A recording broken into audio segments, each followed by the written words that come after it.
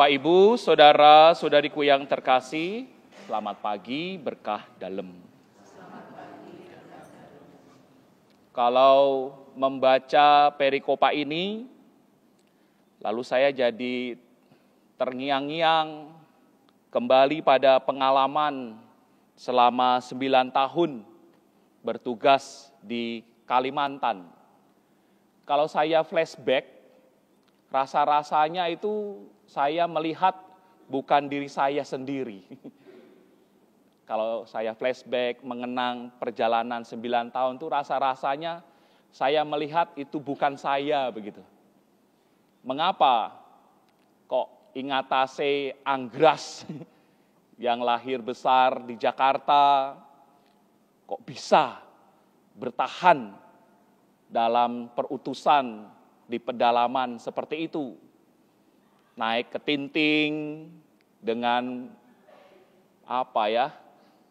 perahu yang kecil, sementara bodi saya besar. Ditambah lagi, kok berani-beraninya saya, kok punya nyali.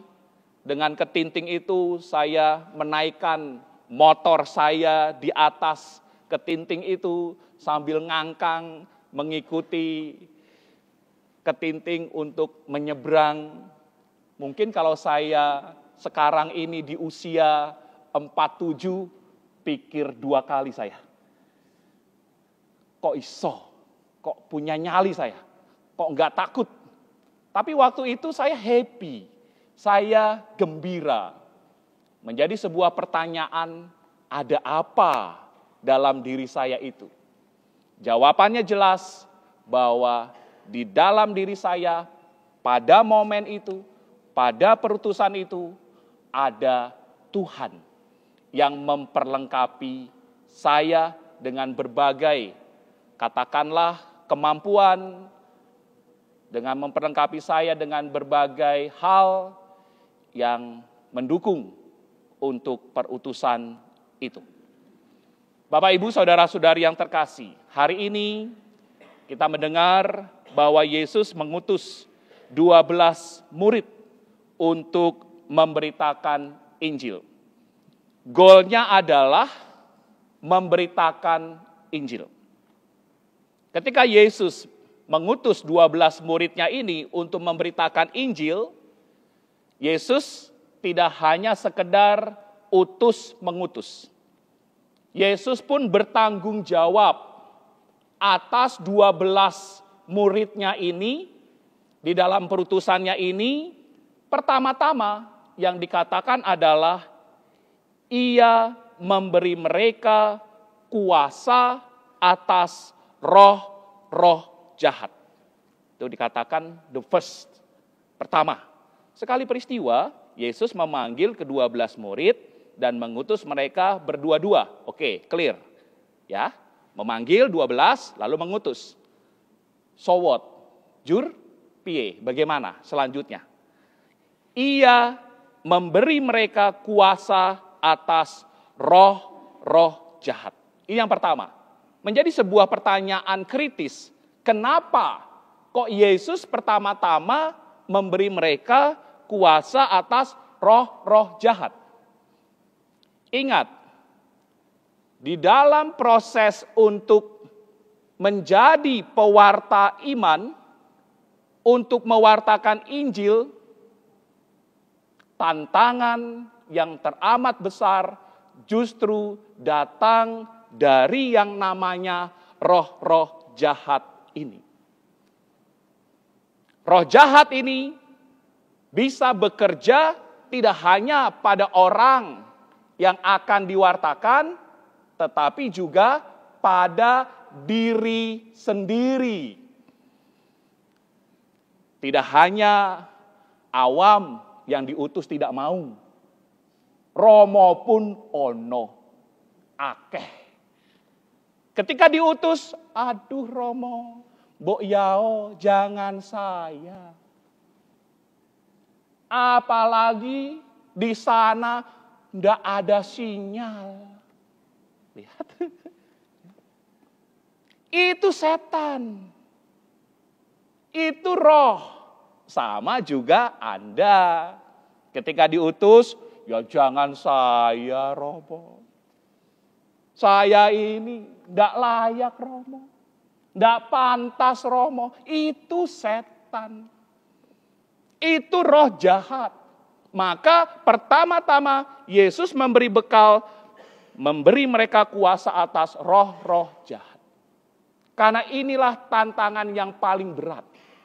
Setan, roh-roh jahat tidak mau banyak orang melalui pewartaan kita akhirnya mengenal siapa Yesus melalui pewartaan kita. Ketika mengalami perutusan, Yesus pun membekali diri dengan memberi mereka kuasa dan juga meminta mereka untuk mengandalkan Dia. Yesus mengatakan jangan membawa apa-apa dalam perjalanan. Bahasa lainnya adalah bawalah saya. Saya yang mengutus kamu dan saya tidak akan membiarkan kamu, saya ikut terlibat di dalam perutusanmu. Andalkan Tuhan.